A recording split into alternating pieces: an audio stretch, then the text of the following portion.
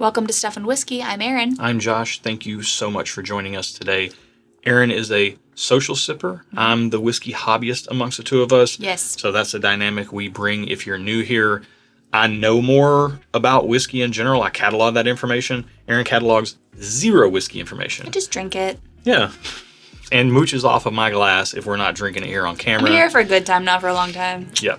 We're also here to taste these pours blind. We took this pair of samples that were paired up in our blind sample pool of head-to-head matchups, and all of these have been matched up for one reason or another. Usually it is available versus allocated, but sometimes it's two shelfers and we're just trying to see which one is the better buy. Sometimes it's two allocated products and we're trying to see if either of them stand out as being special, and then also whether, which one is the better buy.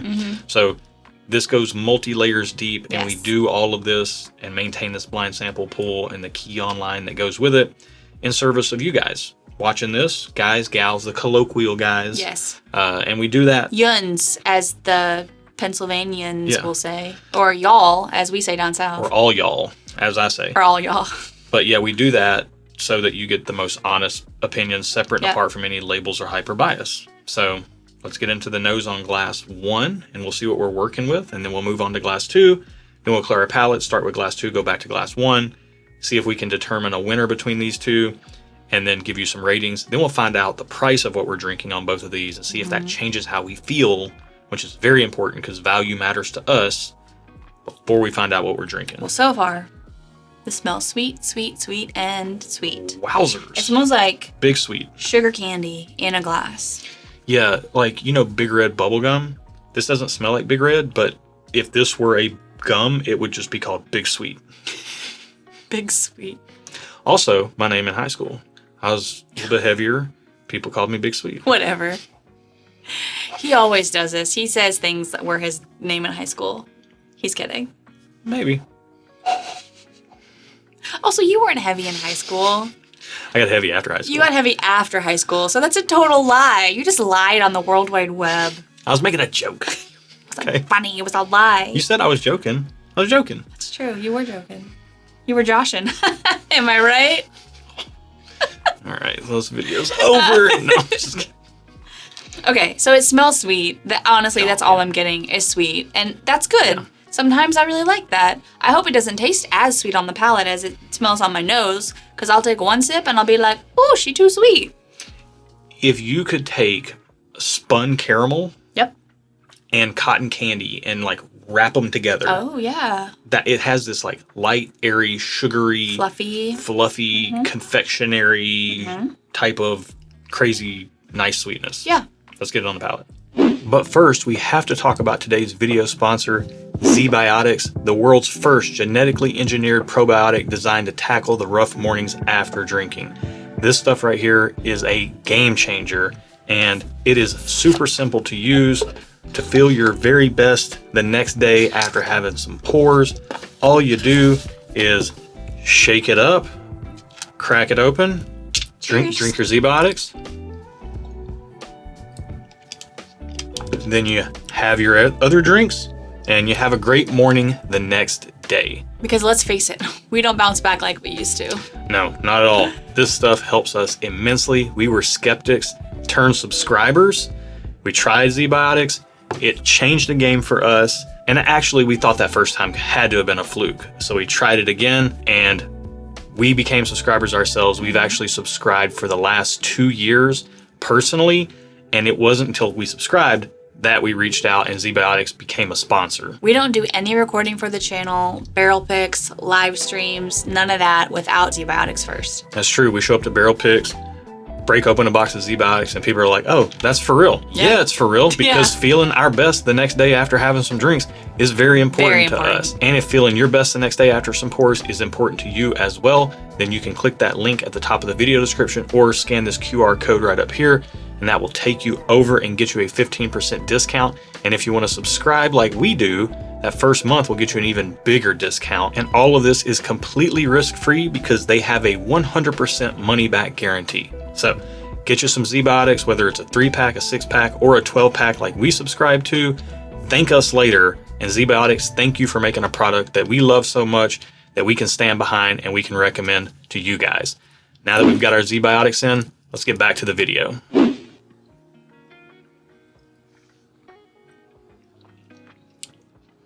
Whoa.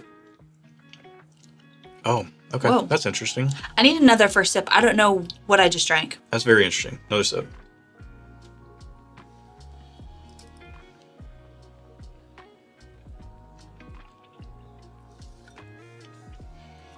Definitely not as sweet on the palate.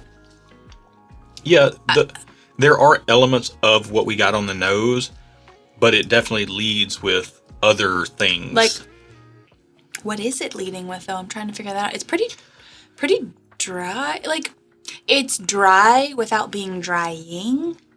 Does that make sense? Yes. Okay. Like wine can be, you can have a dry red wine, Yeah. but it doesn't mean it's dry. It's like a dry brown whiskey.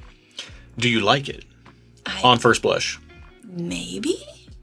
I don't know. Yeah, I would say if the nose translated to the palate, I would really like it. I like it well enough for what it is. Like it. Yeah. It's solid. So I did say I hope it's not as sweet on the palate as it is on the nose, but it went like way past the level I thought it was. So I think it's good. I'm confused. I'm conflicted. Here's what I'll say. All the sweetness that's on the nose comes through on the palate. It's just tempered down and evened out with some of the oak that's in there. Yeah. And it's not necessarily reading like an old oak, although it may be for all I know, but it's just barrel influence. So you're getting a little bit more heavy-handed, like barrel influence. Okay. The woodiness is kind of balancing out the sweetness in there. And I wish that the woodiness was more sweet, and I also wish the sweetness was more sweet to match the nose. Yeah, I can agree with that. Yeah, it's good though. I mean, it kind of leads a little bit more with the caramel than the cotton candy on the palate. Overall mouthfeel and finish are pretty good. Nothing remarkable, but also definitely not weak by any means. I definitely feel like I liked it better on the nose. Yeah, I did prefer the nose to the palate, although it could be just because we're walking into this matchup and, you know, we just had 2 sips.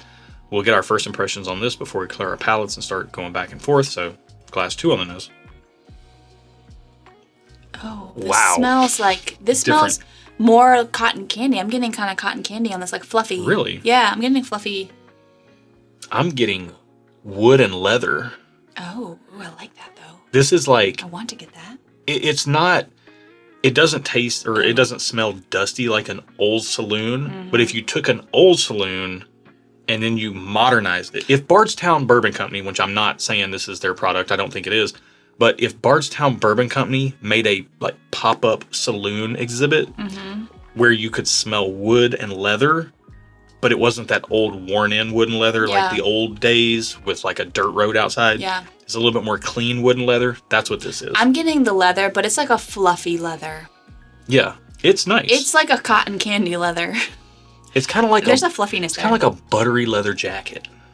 Oh, but fluffy, like a puffy leather jacket. That's why I'm saying buttery, because sometimes you touch leather and it's really sheeny and hard, and other times you touch leather and it is like really like you're like it's so soft. Buttery, and, yeah. It's like that. It has like a I don't know, just softness. It smells buttery in a leathery way. Man. Yeah, wood. I hope this tastes good. Wood to me is the leading thing on here. I think I prefer the nose on glass one because I'm a sweet guy. I like sweet things. But this does smell really good too. Let's get it on the palate.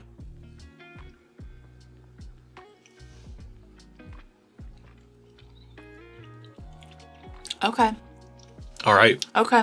Okay. Yup. That's nice. It's soft, but it's got flavor. It's like a buttery leather jacket on the palate. Okay, I need a second sip because I do want that finish. I wish the finish was lasting a little longer. I don't disagree with that. Specifically, a buttery chocolate brown leather jacket. Not saying chocolate, but like I'm putting the color in your head. I'm thinking caramel brown. Like I'm thinking, I have one downstairs. I'm specifically thinking of one I own. Oh, that light? Yeah, like a caramel brown. No, I'm thinking more like the color of your hair. Well, I'm thinking of the specific leather jacket that I have. All right, second sip.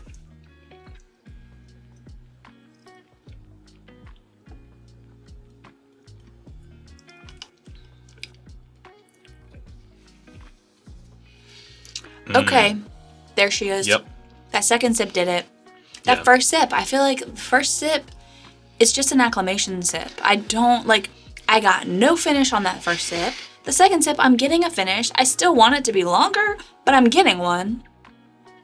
Okay. Oh, man. Yeah, girl. I'm getting a note on the finish now that's almost like a butterscotchiness to it. That's crazy. I'm not. It's a little oaky on the finish. Yeah. It is woody, oaky. Like dark caramel. Wood, yeah. Kind of tastes like I just looked at an older popsicle stick. Mm-hmm. Like not old, but not young. Like a medium-aged popsicle stick. Like a middle-aged 40-year-old popsicle stick. You know, middle-aged. Middling. Whatever. Yep. Come on, bro. Look. Be cool. Dark caramel, brown sugar, almost like cooked caramel, brown sugar. I guess caramel is cooked sugar. It is. Like a little bit of dark brown sugar, a little bit of maple, a little bit of just like all those dark things, but just a little bit. Mm-hmm. And that goes with the woodiness and the leatheriness. And there is like a little bit of, I guess I would probably call it vanilla, but it's more vanilla extract. Because if you like vanilla cake frosting, that is lighter and fluffier and bright. Whereas vanilla extract, you smell vanilla extract, it is not light. It is dark. It's pretty heavy. This has that, but it's light. Okay. It has that note, but it is a faint note in here to go with everything else. Mm-hmm. That's really nice. Yeah. Typically what we do, or at least in prior videos, we would take some time, clear our palate, start with the second glass, go back to the first. We do all this off camera. We're going to try to start including that so you guys can see it, and we're going to run these videos a little bit more uncut style. It may end up edited. It may end up not edited. We will see, but we do need to clear our palates. I did just that, but I will do it again. Here's the thing. People sometimes will try one thing like that, like glass one, then try glass two, and immediately make up their minds on what they like. That is a pitfall. You will end up shortchanging yourselves unless you spend some time comparing things, giving yourself and your palate some time to rest between sips so that you can a little bit more accurately gauge. So hydration is a big part of that. And rest is what you want it to be. It doesn't have to be a specific amount of time. Josh needs to rest his palate longer than I do because I have a tendency to forget what I've just tasted if I don't drink them pretty quickly in succession. So what I do, well, you'll see it. We started with glass one, then glass two, but then I do glass two and then glass one. And then I rest. I don't rest in between pours, personally. Right. And everybody's different. So we always want to highlight that. I mean, my palate needs more rest than yours does. Your body needs more rest than mine does. Fair. You're the sleeper in the family. I'm the sleep get up early is the best thing in the world.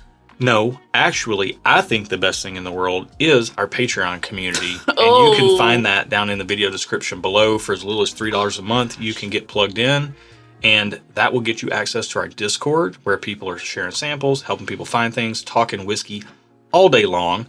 Also on Patreon is where we release our barrel picks. And we do a boatload of barrel picks where we go to distilleries and put our stamp of approval on various different barrels. And it's a great time. Some of the best whiskey. You're getting pre-vetted whiskey. You're not just buying blind off of a store shelf based on what somebody that works there might tell you it is or isn't. You got a 4-year-old catalog of our videos that you can watch and learn what our palates are like. And then when we say something is good or isn't, you can trust that. And we're always straight shooters in that regard. I think if you watch the channel, you know that. But when it comes to our barrel picks, we do not pick anything we would not put our stamp of approval on. But above and beyond that, I go the extra mile and I do pop-up live streams for Patreon where I talk specifically about the picks that are going to be releasing. Tell you exactly. It's real whiskey nerdy, so if you're into that, that's a thing. I tell you exactly what you can expect, and I've even encouraged many people to not buy our picks based on their palate preferences because we don't want you spending your hard-earned money on picks that we pick if they're not going to align with your palate. So if all that sounds interesting, amazing community full of good people who like good whiskey, and you want access to our barrel picks as well as tuning into pop-up live streams, virtual tasting events, all that's over on Patreon. So I thought of something very specific while you were talking, and I have to say it. Say it. It kind of falls in line. I didn't mean to do this, but we recently just did a barrel pick at Jack Daniel's. When I was smelling this smelled like when we walked into Jack Daniel's office. Yeah, the old building. But then they had the doors open, and so the wind was kind of like there's a cross breeze. That's what this reminded me of, walking into that building the old like wooden building with the cross breeze. Oh man, it's just getting more fluffy. That time just getting air, whatever little time that was, a few minutes, more fluffy, more like sweet caramel, sweet cream. Just it smells robust, but not in like a dark coffee way, in a like sweet whiskey way, sweet bourbon way specifically. It smells really good. Oh man, this one is a bummer though, because that first sip, I want more. Oh wow, I even got like a little bit of a cola root beer type of thing on that time, revisiting it. Oh, you have to have 2 sips of this one. Oh, I don't have enough. I'm trying to take little sips, but to get like a finish, which is kind of a bummer, but I get it. Like that's how it is with a lot of things. Yeah, that's really good. That is really classic bourbon, but with a nice kind of vanilla cream twist on it. A vanilla extract. I said vanilla cream. Like a nice vanilla extract twist on it. Yeah, I don't remember what we got on this one, but in comparison to glass 2, it smells bright. Yeah, glass 1 was the spun caramel cotton candy pour on the nose and the palate. And that is a much brighter, like 1 definitely seems brighter, 2 seems darker. Actually, I'm going to give this a second sip. I need to give it its just dues. Oh man, this smells really good too. Different. Like this is light side, dark side on the nose. Normally when we do these off camera, we don't speak to each other. But we also don't want a bunch of dead air, so we are speaking to each other. But this makes it hard for me. And I think I think number 1, it's important to include you guys in the process, which is something we've left out because we wanted to be as accurate as possible. Yeah. However, our channel is all about just sitting down, hanging out, having some pours with you, just like we would do if you were here in our home with us. So if you're in the lounge, we're hanging out. We're not sitting around being silent and analyzing, tasting notes and all this stuff. That's true. We're not. We're hanging out. And if one of these is allocated and the other is available and conversationally we can't recognize that, that's a little bit of an indictment on the allocated pour. Yeah, Let's be honest. I'm ready. I got Speak one. to it. Speak to it, sis. Okay, so class 2 all the way. Like, it got better. When I tasted it second, I liked it. But when I tasted it first, I really liked it. Glass 1 to me got kind of sharper and brighter in comparison when I tasted it second. So I'm giving glass 1 just okay. I'm giving glass 2 right now 2 thumbs up. And that is price dependent. If it's too expensive, I reserve the right to go just 1 thumb up because I don't like to spend a lot on my whiskey. But this is delicious. It's a party now. I did not see that coming. It's delicious with the caveat of you have to have 2 sips in order for the finish to kick in, which is a bummer, but I feel like for me that's a lot of the time. I need a second sip. Here's the thing. I don't know what these are or why they were paired up. I'm going to give both of them a thumbs up. They're different pours for me, and they're for different moods. If I'm in a dark mood, I'm going to go for glass 2. Okay. If I'm in a little bit brighter, sweeter, lighter mood, I'll go for glass 1. Well, not sweeter. Brighter and lighter mood. It's not sweeter, yeah. I'll go for glass 1. But if I want sweet, oaky, woody goodness, I'll go for glass 2. That's why I'm a thumbs up on both of them. I don't even have any clue what these could be or why they're paired up for each other. Well, we'll find out. Against each other, for each other. For you. This is all for you. Can't see the numbers. So we'll find out the price and see if that changes how we feel. Glass number 1 is number 77. And I feel like it's been months since the first glass was the lower number. I saw the price and I'm super bummed. What's the price on glass number 1, number 77? It's $40. And oh, wow. I expected that, yeah. I might. Oh, boy. That's almost 2 thumbs up for me. I don't have to have it, though. That's the thing. I like it, but I wasn't saying I loved it. I don't have to have it. But $40 is fantastic value. Strong thumbs up on glass 1 for me. I have to go thumbs up. That's a very strong value. Because initially I did like it when I hadn't compared it to glass 2 yet. Yeah. And for the price, I feel like you are getting a good value for $40. Yeah. You could have I was ready for 60 or 70 to come out. What's the price on glass number 2? I'm super bummed. How bad is It's it? $200. Wow. Okay, that makes sense. It tastes like a expensive pour. Why am I a bougie bee? I didn't mean to be bougie. And by that she means a bougie bourbon drinker. A bougie bourbon drinker. Yeah. It drinks like a special pour. Yeah. Can I stay thumbs up on that though? Look, I cannot stay 2 thumbs up. Well, no, I can't. Because of that second sip syndrome. Like, if I didn't have to have a second sip to get a finish, I would say 2 thumbs up. But because I have to have a second sip in order to even have a finish on that, I'm gonna go thumbs up. I would like a bottle of it. If we have it in our budget to purchase a bottle of it, I would be like, yeah, Josh, go get it. But I don't have to have it. So I am just gonna go 1 thumbs up. So you're finishing this at thumbs up on both of them. Yep. For different reasons, but yes. I'm going to stay thumbs up on glass 1 and say that it's a fantastic value. I'm going to go down to just okay on glass 2. For $200, things have to be exactly to my profile. Like, I almost need to be 2 thumbs up before the price to stay 2 thumbs up at $200 after the price reveal. That's fair. And it's really, really good. I think you saw that play out here. But do I need it at $200? Well, I didn't need it before I didn't think it was $200, so I don't really need it now. So that's what the just okay is. I am thumbs up on glass 1. I am just okay on glass 2. With that said, I like glass 2 better, but it's a value. But the ratings are a value. Yes. And now we're going to talk a little bit about us for a second. Hear what your wife just said. Mm-hmm. If you come across whatever this is and you're like, hey, love, do we have the money to buy this? I'd be like, we'll find it.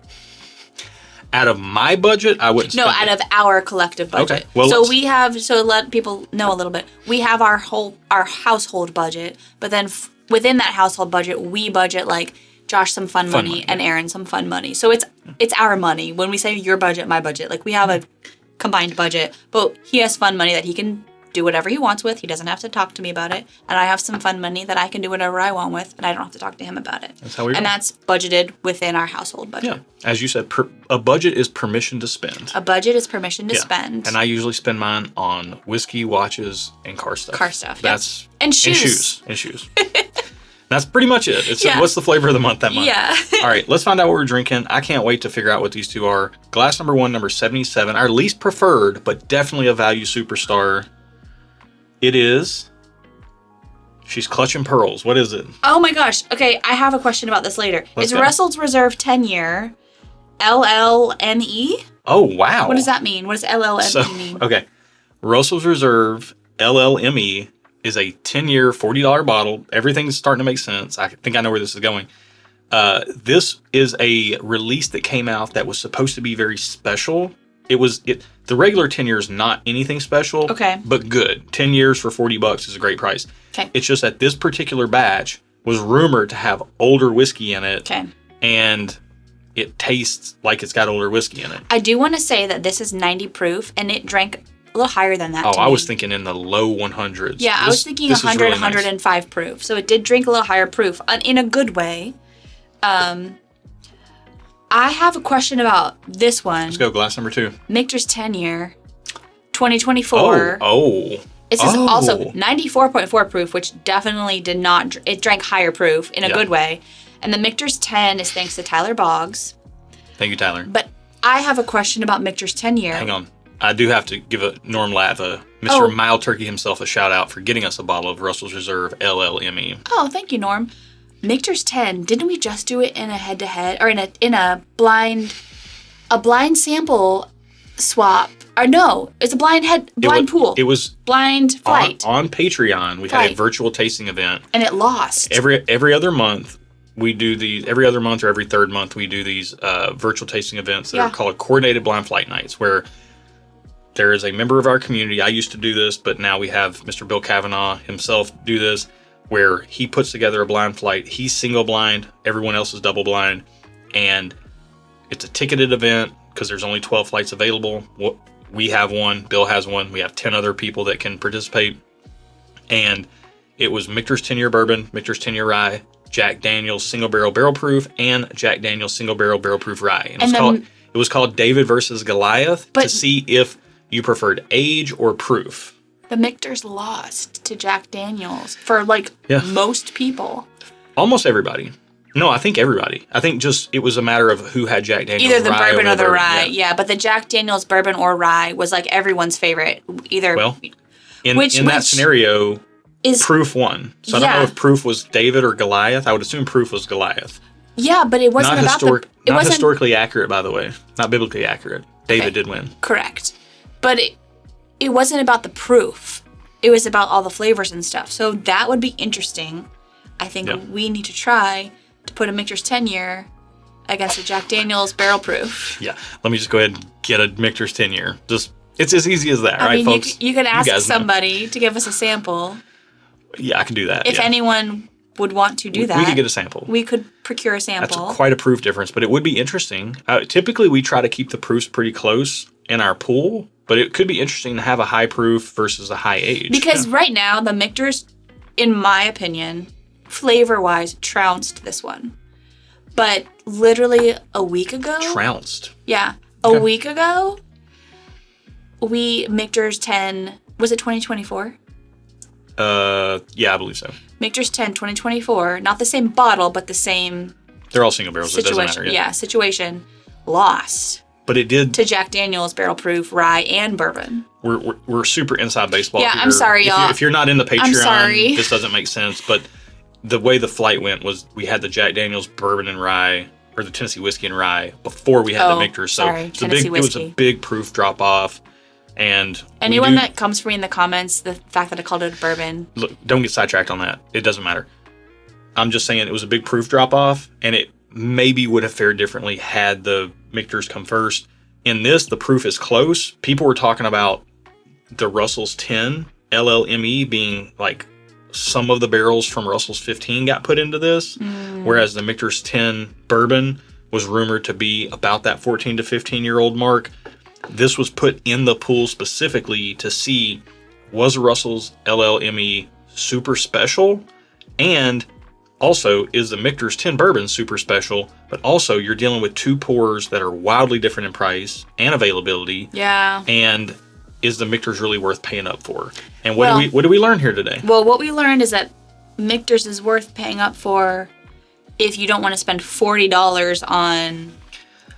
also, this was one batch out of years and years and years of production of Russell's, so it was a one-off. But also, what we subsequently learned is that just get the Jack Daniel's barrel proof bourbon. I mean, Tennessee whiskey if you like proof. Or rye. Well, if you like proof, I mean, these are lower proof. That's really what we learned They here. drink with a lot of flavor, though. So. Yeah, they definitely drank higher proof than they were. Yeah, so very interesting head-to-head. I think I ended up... Where'd you end up? Just thumbs up on both? I was thumbs up on both because this is a good value, but I preferred this one over this one for sure. Yeah, and I preferred the Michter's. It wasn't close. The Michter's won out easy, but value-wise, I lean towards the Russell's. Yeah, so. It's good whiskey for a good price. If you can get it, like I think you are not going to be disappointed. There you go. If you weren't disappointed in this video, give it a thumbs up, subscribe to the channel. We do blind tastings like this all the time, and you can check out shirts like this as well as flight boards and glassware such as these Whiskey crystal-footed tasting glasses and this board that they come on over at stuffandwhiskey.com. We have all kinds of other stuff, shirts, hats, the whole situation. Yeah. If you want to see the whole situation, you can check out stuffandwhiskey.com. Oh my gosh. You know what I mean? All right, cutting you off. Thank you for watching. Be good to each other, and until next time, cheers. Totally forgot this was in there. I'm sorry that I took us on a rabbit trail, but my brain we went on several rabbit trails. My brain kind of exploded a little bit when I saw that was Michter's 10-year, because I remember we had the recency of having the recency of just having it in a like a flight against Jack. We have found out that we do if both products are quality. That's the caveat up front. Are both products quality? Check mark yes. Yeah. Proof wins.